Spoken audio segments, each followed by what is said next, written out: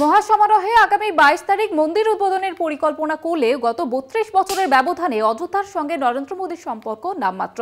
2014 সালে তার নির্বাচনী প্রতিশ্রুতি অন্যতম রাম মন্দির নির্মাণ হলেও অন্য বিজেপি নেতাদের মতো তাকে ঘন ঘন অযোধ্যামুখী হতে দেখা যায়নি মোদীকে।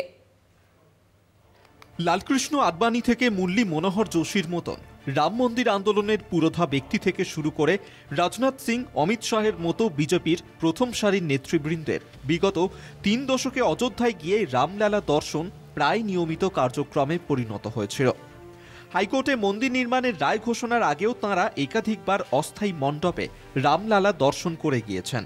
আর উত্তরপ্রদেশের মুখ্যমন্ত্রী হওয়ার সুবাদে যোগী আদিত্যনাথ মন্দিরের কাজের অগ্রগতি পরিদর্শনে 60 বার অযোধ্যায় গিয়েছেন।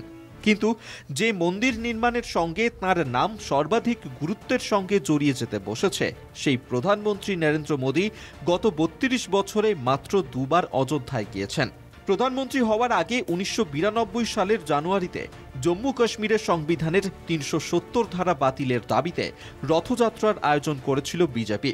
সেই রথ অযোধ্যা থেকে শুরু করে নানা রাজ্য পরিক্রমা করে শ্রীনগরে পৌঁছায়। ততদিনে আদবানি, যোশী প্রমুখের সঙ্গে সংঘ পরিবারের দৌলতে রাম মন্দির আন্দোলন তুঙ্গে পৌঁছে গিয়েছিল। সেই সময় অযোধ্যা থেকে রথের সূচনায় উপস্থিত ছিলেন মোদী। তারপর সুপ্রিম কোর্টের নির্দেশ পাওয়ার প্রেক্ষিতে 2020 সালের 5ই আগস্ট রাম মন্দিরের শিলান্যাস করতে মোদীর দ্বিতীয়বার অযোধ্যা অভিযান। সেবারই তিনি প্রথম অস্থায়ী মণ্ডপে রামলালা দর্শন করেন। আগামী 22 জানুয়ারি তাঁর হাতেই মন্দির উদ্বোধন হতে চলেছে। ঘটনাচক্রে প্রধানমন্ত্রী হওয়ার পরে তিনি দেশের নানা প্রান্তে মন্দির দর্শনে গেলেও কোনোদিনই অযোধ্যামুখ হননি মোদী। কলকাতা টিভি।